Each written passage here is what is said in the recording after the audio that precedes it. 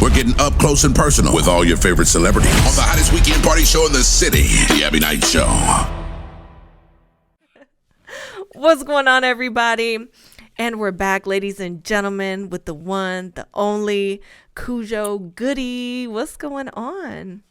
You know, I'm just cooling, man, downstairs in my little manhole. You know what I'm saying? Going through some tracks, you know what I mean? Just trying to stay busy, you know, trying to stay motivated and inspired, you know what I'm saying? We see that artwork you got behind you. You know, just a couple little things. Yeah, just a few little things. Got a little plaque back there, you know what I mean? A little plaque. You know, got a rap pages. When we was doing the rap pages back in the day, you know, I got that thing back there. You know, some memorabilia. You know what I'm saying, to keep the thing going. You know what I mean? Keep the inspiration up. The inspiration up. That's what it is. For those of you listening in, if you're not familiar with Goodie Mob, then shame on you. That's all I gotta say. Nah, they gotta get with the culture. You know what I'm saying? Like, it's one of those things where you just gotta, like, a lot of people like to talk about it. You gotta be about it too. That's just the bottom line. So I know that you're born and raised in Atlanta. True that. And I know people that are from ATL are really into repping the city. Everyone's super, super proud of it. So what's special about Atlanta for you? Man, the special thing about Atlanta for me, man, is that, man, it's a beautiful place, man. You know, it's a beautiful place to be, especially in different parts of Atlanta, like Southwest Atlanta. Like, that's where I went to high school at. And it's just so beautiful, man. It's trees all over the place, man. They got beautiful neighborhoods, like going down Benjamin E. Mays and Cascade and all back in the Southwest area, man. You know, it's a real beautiful place, man. And it's some beautiful people here, man. You know what I mean? It's all people from different walks of life, man, that's, you know what I'm saying, got adjusted to living here in Atlanta, man. And, you know, they're native Atlantans too, man. So the good thing I like about Atlanta too, man, is the food. You know what I mean? You can always find something good to eat, man. I mean, whether it's soul food or whether it's seafood or whether it's Thai food or whether it's, you know what I mean, whatever, you know, you're going to find a spot somewhere in Atlanta to get, man. And I just like the music down here, man, the entertainment, man. You know, you're going to always find a spot where somebody's playing a live band. You know what I mean? Or you might get some spoken words somewhere. You might get some underground hip hop, or you might get some DJs just getting together. You know what I'm saying? Just hearing some new music, man. So, you know, Atlanta's blossomed a lot, man, since '95, since we came out, man. You know what I mean? So, big up to Atlanta, man, for the improvement. Since '95, I've been here about 10 years, and for me, it's been crazy the amount of change that the city's gone through in such a short period of time. So I can only imagine what it's got to be like for you. Especially, I'm like, listen, someone that gets to come full circle in your hometown. Like, I'm from out of the country, right? So I don't get that full circle moment like that because I don't live in the country where I'm from. But when you get to experience success and come back full circle and feel that love. I mean, I know that you're also the only guest that's appeared consistently on every single Outkast album, including Big Boy's solo project. I mean, the success you had with Goodie Mob as a solo artist to them be working. We all know that here in Atlanta, people also love them some Outkast. So, you know, what does that feel like for you? You know, I'm sure you have to have some days where you look back at your journey and you're like, it's got to feel so amazing to be able to bring that back home and be an inspiration to other people here. You know what? You just said it, that last part, man, just to be an inspiration, man. That's when you come around full circle, that's where you at with it now. It's all about inspiring the next generation to push the envelope of what you're doing. You know what I mean? We're working on 26-year anniversary of Soul Food. So that just lets you know that, you know, we've been around for a minute. You know what I mean? So the thing now is, like I said, it's inspiring other people and motivating other people. Just like you said, man, just for Outkast to even want me on every song, on every album that they put out, I don't even think they were trying to do that. They was just like, but that's my big brother, Khujo, come on, let's do this thing like we used to do it old school, because that's how we used to do it. Like, well, the first song we came out with, like, get up, get out and get something, and Call of the Wild. We was just in the right spot at the right time. At the dungeon, Outcast at the dungeon, hey, Organized Noise at the dungeon. Let's go ahead and do a song and keep on doing it, because, like, come on, LL Cool J just got inducted into the Rock and Roll Hall of Fame, and Jay-Z just got inducted into the Rock and Roll Hall of Fame. So just to look at their journeys, man. I mean, come on, LL from being on was that Beat Breaking or Beat Street, Crush Groove. He was on Crush Groove talking about his radio, and now you know what I'm saying. He got Rock the Bell radio and just playing old school music. You know what I'm saying, playing new music from the old school hip hoppers, man. It's great, man. So I think that's the next. That's my next target, man. Just getting into the Rock and Roll Hall of Fame, and the things that you have to do to get into it. You know what I mean? That I'm up for the challenge. You know what I mean? It's quite a journey, and it's also quite a statement, right? Like Dave Chappelle said, though, when he presented Jay-Z's award, he said, y'all can induct him, but y'all can't have him. The culture still gets to keep him. So, it's crazy. Hip hop is just different. It's a different movement.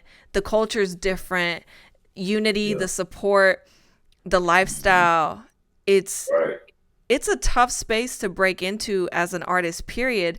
And when you guys came in back in the day, 1995, like today's kids will never understand what it was like to have to be out on the street trying to sell CDs, trying to wait outside of record label doors for executives just to get somebody to hear one song. Like, hey man, let me just get a minute of your time. People don't know about that. They go to Instagram, they hit upload, send, done. Like YouTube, kids today will never understand the importance of that. So when you guys came out, your first album, Soul Food, was certified gold, which was a really tough thing to get back in the day. Like I'm saying, today's generation will never understand. But I remember waiting at Sam Goody. I remember having to go and having my cassette tape. I remember all that stuff. And so you can appreciate it so much. Yeah. It's out at 12 o'clock midnight, you know what I'm saying, for the new drop to drop. So, yeah, when we came out, it wasn't an internet. Right. So everything was tangible things, like you said, cassettes, CDs, flyers, you know what I mean, posters. I mean, we had to go from state to state, you know what I mean, trying to serve soul food to people that was probably, familiar with the word soul food and, the ingredients of soul food. But here we got, four brothers from Atlanta, Georgia, you know what I'm saying, relaying themselves to soul food. You know what I mean? Like I was the meat on the plate, Gip was the vegetables on the plate, Timo would be the bread, and CeeLo would be whatever you having to drink that day. You know what I mean? So just putting a concept together like that, so we can open up people a little bit further on who we were, because you had to get past the accent first. You know what I mean? You had to get past that first. But if we had the visuals like we did in the idea, it made it easy for the face to market us. Right. Well, I will say too, I've heard about y'all over the years, and I hear that you guys are a really fun group. I mean, look, everybody got to look sexy or serious or whatever it is they want to market you as. But then you got who you really are when the cameras are off. And I hear y'all are super silly. You like to crack jokes. A couple of you guys might be into pranks a little bit. So I'm trying to see, what's one of the funniest moments that you remember that you guys have experienced together? Or what you felt was the funniest moment? Because I know y'all have to have a whole book worth a collection of moments. Man, I'm gonna tell you the two funny. I mean, Timo, he might be one of the funniest guys. He's a prankster, man. He'll call your phone. Like when we used to go to the hotels out in California, and there used to be a lot of Indian people were running the hotels, right? So he had done lock down the accent and everything, man. So he'll call my phone and be like, room service, room. So he'll be talking just like one of them, man. I'm like, man, just cracking up, man. It's just, oh man, that's why we call ourselves a Goodie Mob. One of the reasons, man, because Yeah. we always laughing at something, man. It's always somebody just being so real that it's just funny, man. You know what I mean? Like CeeLo is just, man, he's a funny guy too, man. Gil too, man. He's a funny guy too, man. You ask Gil, man, hey, say the deodorant. He'll say deodorant. I say it again now. He said deodorant. It's like, man, you can't say D and odor. He's like, nah, I can't say it. It's deodorant. I was like, man, stop, man. It's just, oh man, just plenty times, man. Man, just being around them guys, man, and just knowing that we all kind of grew up together. And then we still on this journey, man, 26 years later. You know what I'm saying? It's endless amount of fun times that we had, man. But you definitely gotta have fun at what you're doing, or else it'll just be a job. You know what I mean? Mm-hmm. So we Well, definitely learn how to have fun. I think at this point too, you're more of a family than a group or friends. You know, that dynamic grows and it changes so much over time. And you know what they say about that type of energy is good for the soul. I'm like, how people walk around just being serious? Listen, I mean, look, I'll be honest. My jokes are trash. I got nothing. But every now and then, I feel like I got a decent punchline. No one laughs but me. But I'm like, it's cool. I appreciated my own joke. No, right, It man. served its purpose. Right. And you gotta shake it off sometimes. You know what I mean? And we done definitely had to have a good time too. Like World Party. What about the third album that we dropped? It wasn't a so serious album like Soul Food and Still Standing. You know what I mean? And when we let our hair down, a lot of people kind of wasn't ready for us to sit back and, you know what I'm saying, cool out and chill out. But that was one of our most cool records, if you ask me, because we was able to tour Japan on that record, you know what I mean, go to Germany, go to all type of different countries and just have a good time, you know what I mean? And you gotta let your hair down sometime, man. And I think that was one of the albums we let our hair down. Being able to celebrate life, especially nowadays, is everything. I'm like, look, it's the little things. Right. So your childhood, what's one favorite memory that you have? Because I feel like your childhood contributes directly pretty much to your success later on in life, because it dictates a lot of, you know, how you flourish as a person, as an artist, where you pull your inspiration from. So what's been a favorite memory from you? Favorite memory for me, man, it's gotta be, man, when me and my brother used to go swimming all the time. And we used to go to this place called Gun Club, which was around the corner from my grandmama's house. And man, that was all we loved to do, man, was just ride our bikes to the swimming pool and just stay in the water all day until we turned into prunes. Just looked like prunes and everything. You know what I mean? So, you know what I'm saying? Just those times, man. Just really, I can remember being in my grandmama's house. She had a big old pecan tree in the backyard. And when the pecans was ripe, you know, they're all of them would fall to the ground. And I could just remember, man, me and my brother just cracking the pecans with our teeth. You know what I mean? You might get that little bitter piece. Then get that bitter one in your mouth, just be like, Get the sour face. Man, I remember playing hide and go seek, man. You know what I mean? That used to be fun, man. I mean, flipping off the trash cans onto the mattress. You know what I mean? Just ghetto games we used to play back in the days, like being kids, man. Going outside and playing was our thing, because, you know, we had video games, but it wasn't like they were today. You know what I mean? It was the one where you grab the cartridge, put it on top of the Nintendo. Blew into the cartridge, man. You know what I mean? So I remember that. Yeah, so that's kind of my some of my favorite childhood memories.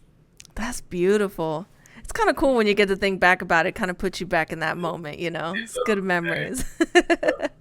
Great vibes, man. Great vibes. Always, or you hope so, right? Yeah. So you're a man of many talents. I mean, you're an artist. You write. You get into production, and then you also put out a book, straight out the A. I want to hear Yeah, about this. Are you going back down memory lane in this book? For the people that aren't familiar with it, y'all need to go get it. It's available yeah, everywhere. yeah. I think, Let them know what can they expect. 'Cause straight out the A, yeah. it says a lot. Straight out the A, man. I think that was maybe 2000, maybe eight or something like that. Maybe four, something like that, man. But it was a little bit about how I came up. You know what I'm saying? Before, you know what I'm saying? Before Goodie Mob, I can say it. Yeah, it was about before Goodie Mob and the present state of being in Goodie Mob at the time. You know what I mean? So just give you a little background on me growing up, man. Me and my brother, my mom, and the advantages of growing up with a mom and the advantages of growing up without a father. Just really just touched on some things that transpired in my life. You know what I mean? That I had to learn from, and I did learn from. So I'm happy and thankful for that, man. So it's just it's a good read. I think it's maybe about 100 pages, over 100 pages, or something like that. But it's just a minimum of what I'm saying, of who I was, who I am. So it's just a start. It's just a start. Great way to get to know you a little more personally. And the good thing about a book is it's Indeed. got no expiration. It's good today. It's good 20 years from now. So whether it was 2008, 2018, 2038, it's still going Yeah. to be the same quality book. So everybody make sure you go get it straight out the Right. A. My first book, man. That brings back memories too, man. Straight out the A, because being from Atlanta at that time, you know what I mean. We really didn't have a musical voice. You know what I mean. We had Miami bass. You know what I mean, and we had stuff coming from Texas and stuff coming out of Tennessee. But you know what I'm saying, we didn't really have really a music base down here. So that's definitely was I wouldn't say a struggle, but a beautiful struggle. You know what I'm saying? Trying to make something happen in Atlanta. Doesn't it make you appreciate success that much more, knowing what it took to get there? Yes, yes, yes. It's just like the things in life that's free. You know what I mean? It doesn't really. You let it kind of slip between your hands, but the stuff you really work for, you really cherish those things, man. And I really cherish of helping putting Atlanta music on the map. That's a big statement, knowing that you Yeah, guys were able to contribute to that, because the 90s were a staple decade. I feel like there was a lot of transitions happening from music, how it sounded, what was cool, what was popular, the internet. The right, internet's Napster came and just right. changed the game. I was like, wait a minute, what is this Napster thing? I have to say, Yeah. too, I was cracking up when I saw your IG bio. I don't think I've Uh, ever seen in anybody's bio the no thought sign. I was like, uh, hold on, wait a minute.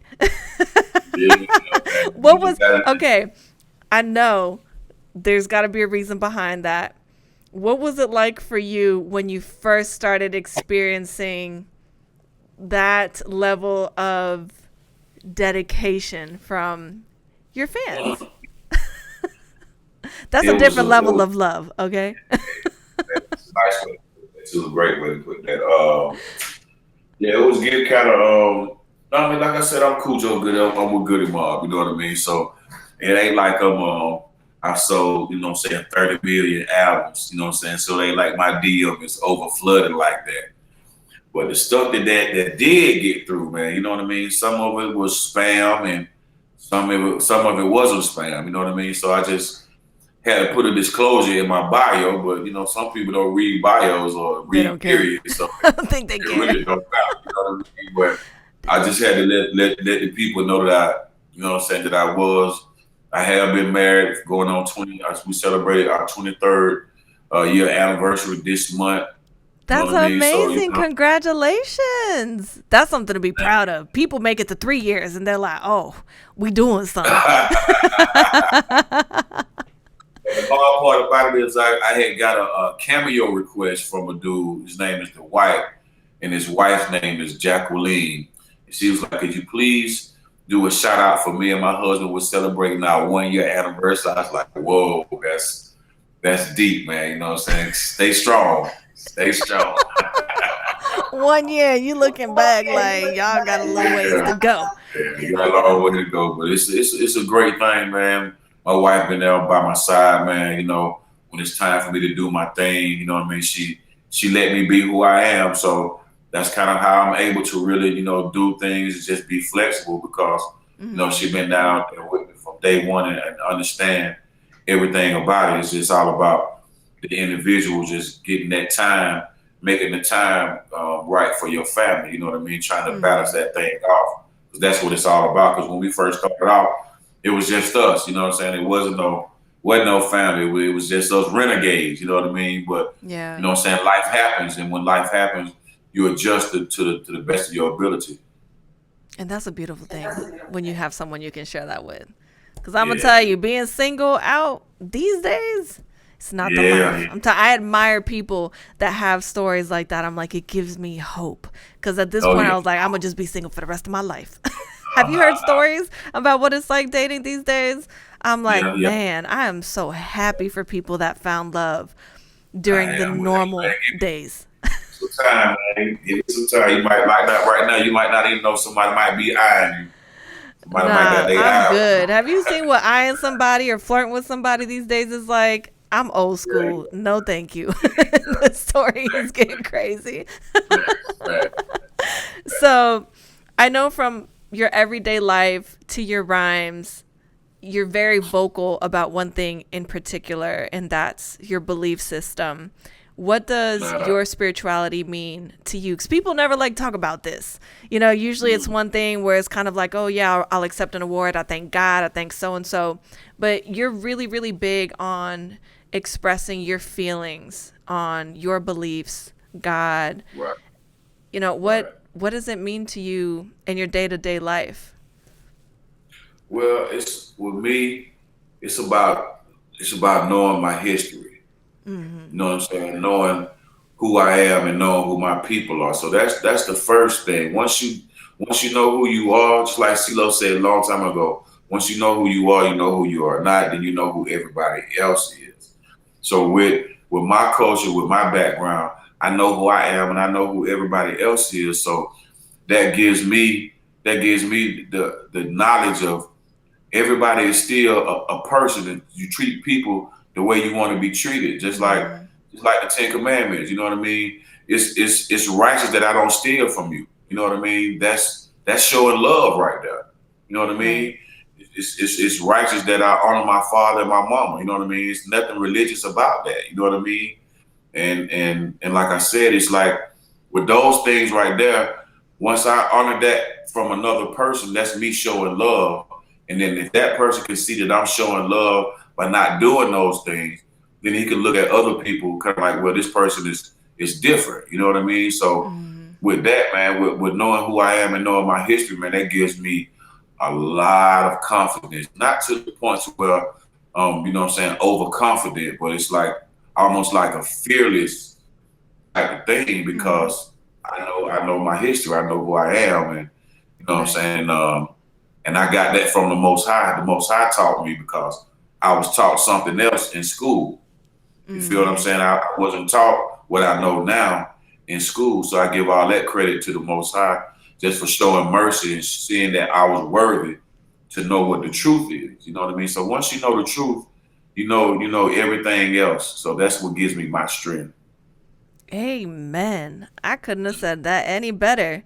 But listen, when you have whatever people believe in, right? Whatever they Right. choose to believe in. I grew up Catholic, but I believe my Christians are well, I believe that my choice of faith is more Christian, but I think spirituality is really where it's at, right? Because a lot of That's people right. like to practice one day a week and give gratitude Right. one day a week. And I think it's Right. a Right. daily relationship that you have based on what's comfortable for you. So when you have Right. your faith established to where you're comfortable with who you are, your journey in life, you have a great relationship with your family and your best Right. friend that you get to share life with, how can you Right. not be fearless? Yes, man. How Because could even you when not? you're losing, you're winning. That's right. Even when you lose and you breathing, you Right. feel what I'm saying? Even the losses, A loss is not a death sentence. You know what I mean? A Mm-hmm. loss is a learning situation. You know what I mean? You know, a winning one is too. It just feels a little bit better. But when you're winning and you're losing, that means you're competing. You know what I mean? And you're learning from it. You know what I mean? So you know, it takes experience. You know what I'm saying, to gather those, to realize those things. You know what I mean? It Mm-hmm. takes maturity. So I'm just thankful that I was able to mature and to who I am today, and just really just being able to be humble and just give thanks to what thanks is due. But also when it's time to do my craft, to be just fearless. Right. Be fearless with it. What Bold. advice would you give the new generation of aspiring rappers and artists that are trying to dive into this new age hip hop? Man, I would tell them to, number one, research on how you get paid right now, because it's way different than how we got paid back in the So 90s. You know what different. I mean? Mm-hmm. So definitely educate yourself on how you get paid in the 21st century off of music. And, you know, if you can, man, when it comes to doing contracts, you know, get you somebody to look over it for you. You know what I mean? Get you a lawyer to look over your contracts for you. You know what I mean? Because Mm-hmm. most of these contracts are standard. You know what I mean? You got some contracts that they want to do a 360 with you. That means they want to get a piece of everything you do. Because back in the days, you didn't give people your merchandise money that Mm-hmm. you when you selling your merch at your shows. But now with a 360 situation, you know, you have to give a piece of that, which might not be bad if a new artist is trying to get in and do their thing. But it's always good to start out independent, because they're gonna come and try to find you. Mm-hmm. You know what I mean? So yeah, I would say definitely that, man. Get a lawyer and don't sell your publishing. Your publishing is like your retirement funds. You know what I That mean? part. Mm-hmm. Yeah, don't ever sell your publishing until you're ready to retire. That's what There's not Curtis many made for me. artists that still own their publishing. Yeah, I know. I mean, So yeah, they crazy. you know, yeah, they give a lot of money out to these new artists to get their publishing, but like I say, we don't know what situation they in at the moment, and sometimes they maybe need that thing right there and now, and it's just different situations. That's why you come into the game with a better situation. You know what I mean? You got Mm-hmm. music already out, you independent, you doing your own thing. That's more incentive for a record label to want to do business with you. You know what I mean?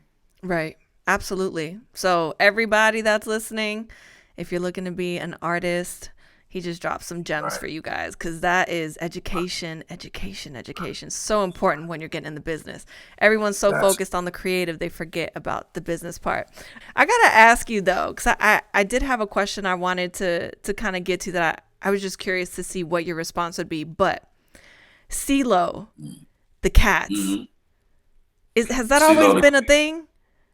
I know when he was CeeLo, on The Voice, he used to always have this pet cat on The Voice. Has that been like an always thing where you guys had like pets on the road with you? Or is man, this I'm just a something new he's been doing? CeeLo is CeeLo is he's a genius when it comes to things like that. You know what I mean? Mm. Especially if it's something that works and he actually likes it. You know what I mean? Like right now, he doesn't have a cat, but he has a little small dog about like that big. Oh, so You cute. know what I mean? He just love him to death, man. I'm talking about he put him on clothes, and it's a boy dog, man.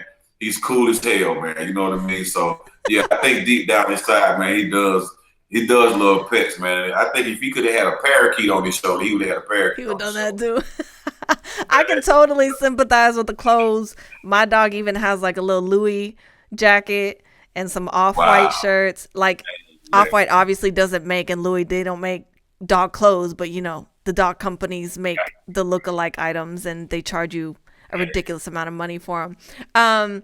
But before we dive into your new single, I'm curious, looking back on your career, what's been the most meaningful moment? I feel like everybody always wants to boast about the things that you see in the headlines, you know, the big things that everybody sees, but what's meant the most to you on your journey so far? Man, like I said, the people that we run into that say, man, you know, I was 7 years old when y'all music came out. And like now I'm this age right now and I'm still listening to y'all music. Or you might run into somebody and say, man, my mom and my daddy turned me on to y'all music. And it just blows me away. You know what I mean? I could be out just doing daddy stuff and just really forgetting. I'm just forgetting that I'm Khujo Goodie, but I'm out, just being a regular Willie, and somebody run up into me, man. It's like, man, they just be breathtaking. They be like, man, y'all music saved my life. You know what I mean? That hits different. I mean, that hits different than, man, I love your rhyming skills, or man, oh man, you hard on the mic. But when somebody say this particular song changed their life, or I was in college and I felt like I was ready to quit, started listening to soul food, started listening to y'all music. Oh man, that helped me out. Or this brother that was in my house today from South Carolina, he said, once he came out here for the Freaknik, he had never left from the Freaknik in Atlanta. You know what I mean? So just like I said, man, just coming back and seeing people like that and just giving them testimonies, man, that's the part right there that really keeps you want to keep doing what you're doing and inspiring folk. Powerful moments on the days that maybe you don't feel like getting out of bed to go do it again. It gives you all the energy you need to do it again, and then weeks after that it keeps you going. That's beautiful. I love hearing stuff like that, because being an artist is so much more than just what you put down in the studio. It's about the connection you make with people and with your fans. So speaking of fans, you have a new single out called Still in Me. What's the inspiration behind this record? I know you got a lot to say. You got some cool innuendos in there talking about ketchup and mustard and all this stuff. I'm like, hold on. We got to talk about this. What inspired this record? Because you're saying a lot and it's deep. Man, the thing about when you look at the cover of this record, it has an abandoned apartment complex. That actually is where me, my mom, and my brother used to stay. And in that house, I used to always like, man, me and my brother used to be like, man, when we get enough money, we're going to buy our mama a house and buy our mama a car, you know what I mean? So we thought that football was going to be the deal for us, you know what I mean? But when you look at that single cover, that's exactly where I come from. You know what I'm saying? I come from a humble beginning, you know what I mean? And the values that was instilled in me from my mama and the stuff that I learned growing up in that neighborhood is still in me. You know what I mean? It got me to where I am today. You know what I mean? So that's what I mean by still in me. Just like the elements of hip hop, you got DJing, you got graffiti, you got dancing, and you got MCing. You know what I mean? So all that stuff is still in me too to this day. And you get people that do, the top 50 Atlanta rappers or top 100 Atlanta rappers, and I don't see my name in there. You know what I mean? So apparently I need to go a little bit harder. You know what I mean? So that's what this Still in Me is about, because notice in the verses I say my name, because I did that maybe one time, saying my name, and that might have been on the first song that I dropped with Outkast on Call It a While. You know what I mean? And then for some reason I just stopped saying my name. You know what I mean? So I just wanted the people to remember, who Khujo Goodie is. And the only way to remember, man, is just to come as hard as I possibly can, and over some of the toughest ATL beats, man, that I can find. You know what I mean? And just put some visuals to it. So there's definitely a video to it. I'm showcasing my old neighborhood, in Northwest Atlanta where I grew up in. And Still in Me, man. That's that neighborhood vibe is still in me, man. You saying a lot. I mean, cut from a different cloth that don't even exist. A lot of times people listen, right? We listen to music. Everybody vibes out, sometimes people don't really pay attention, even women. One of my guy friends was like, yo, what are women thinking? Y'all be in the club talking about you don't want men to call you this and that, but then the record comes on and you guys are going in, you going hard, right? So you listen to something, and I know you know exactly what I'm talking about. But It's a weird kind of reverse psychology thing, I feel like, because it's like a double standard. But what you're saying really is very deep, because it's so much more than meets the eye. It's about understanding that your roots are what made you, and that's what helped you grow into the success that you had and who you are today. And so anybody that goes and gets the single, which is available on all streaming platforms, you gotta listen to the lyrical content. He's saying a lot. And for the youngins, it might teach you something.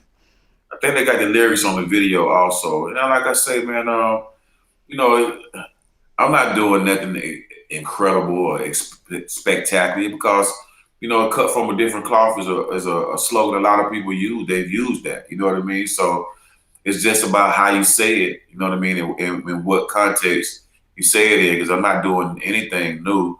I'm just, you know what I'm saying, just revisiting some old slang and just put it back together, just trying to make it fun again, you know what I mean? Do you think it's the context in how people are saying it, or do you think it's the meaning it has to you personally? Because those are two very different things. Yeah, I think it's the context. You know what I mean? Because just like I said, I don't think anybody said cut from a different cloth that they don't make no more. You know what I mean? I've heard the saying cut from a different cloth, but cut from a cloth that they don't make no more. That's very rare. Mm-hmm. That's rare. Just like MCs coming, just like hip hop coming out of the '90s. That is a rare generation right there. Just like the generation that came before the '90s generation. You know what I mean? So I'm from that '90s generation, and it's a different type of vibe, man. That's when hip hop started changing up. You know what I mean? With the dress, with the flow, with the everything started changing up with the '90s. You know what I mean? So I'm just cut from that cloth. You know what I mean? I stay in my lane. I don't veer off too far in the other lanes. You know what I mean? I just try to stay consistent, man, and just do what I can do while I can. Are you dropping a new album sometime soon? Or are you sticking to the single? Yes, I'm dropping my EP January 21st. Ooh, It's gonna be called right around the corner. K Files. It's called the K Files. So some things that I've been waiting to release that's been in my files. So I just decided to call it the K Files Volume 1, because I do have more. How does it feel for you coming out into the business as a solo artist compared to having that group dynamic? It's different, right? Because it's got to be great, very, very fulfilling, very rewarding, validating. But also, I'm sure you kind of miss that brotherhood, especially being on the road and doing shows. Of course. Yeah, man. I mean, you said it validated, definitely, man. You know, when you solo, you just feel like you feel strong. You know what I mean? You feel like a juggernaut that you can do it on your own. But then you still be like, I still be missing that camaraderie. You know what I mean? Because I see you and I be doing a song, and I'm like, damn, man, I sure wish I can. You know what I'm saying? I wish, man, Gilbert sound good right here, or you know, Timo might bust this out of CeeLo sound good. You know what I mean? So you definitely miss that company and that camaraderie. You know what I mean? But that's an extra extension to bringing more value back to the group if I do the solo thing. You know what I mean? Because people they were like, oh, okay, wow, all right, I hear Khujo. Now I'm ready to hear Khujo with the group now. You know what I mean? Now they got the nostalgia of wanting to hear more. You know what I mean? So it definitely brings that value, that more value to the group. You know what I mean? I feel when you do a solo. I'm so excited. I'm so excited to see what your new record does. I mean, singles, we all know, dropping it right at the end of the year, right when people are getting ready to party, they're reminiscing. Right. We're post-pandemic. Life is different, like different. But with the holidays right around the corner, are you excited? Do you celebrate? Do you do Christmas? I don't celebrate. I don't celebrate Christmas. Well, like I say, once you know better, you know, you just do things a little bit different. You know what I mean? But like I said, I've learned to not get into the way of people that do celebrate those holidays, because if that's their thing, you know, that's their thing. You know what I mean? I'm not getting upset with them and not getting upset with me for what I do. So I mean, it's not an issue. But I do get excited around by this time, because a lot of big time artists, they be dropping in the fourth quarter. You know what I mean? Mm-hmm. And dropping singles and stuff in the fourth quarter. Like Big Boy about to get ready to drop an album with Sleepy Brown called The Big Sleepover this Friday. So I'm just excited because I just dropped a new single. I just dropped a new single that came out on the 26th, which is called Boy Stop. You know what I mean? So I'm right up there with my peers, and that makes me feel good. You know what I mean? Because I'm still doing it, and they're still doing it. You know what I mean? And I have more coming next year. You know what I mean? So just that feeling of being prepared makes me feel it's exciting to me. What excites you most about 2022?